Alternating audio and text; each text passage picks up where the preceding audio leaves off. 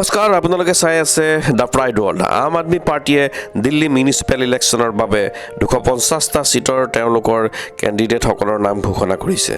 প্ৰথম তালিকাত তেওঁলোকে 134 জন প্ৰাৰ্থীৰ নাম ঘোষণা কৰাৰ লগতে দ্বিতীয় তালিকাত 116 জন প্ৰাৰ্থীৰ নাম ঘোষণা কৰে।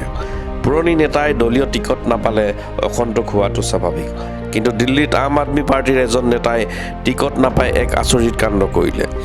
চলে চিনেমাত ধৰ্মেন্দ্ৰই যেনেকৈ বসন্তীক নাপাই পানী টেংকিৰ ওপৰত উঠি আত্মহত্যাৰ চেষ্টা কৰিছিল, ঠিক একেদৰে আম আদমি পাৰ্টিৰ এই নেতাজনে দলীয় টিকট নাপাই এটি ট্ৰেন্সমিশ্যন টাৱাৰৰ ওপৰত উঠি গ'ল।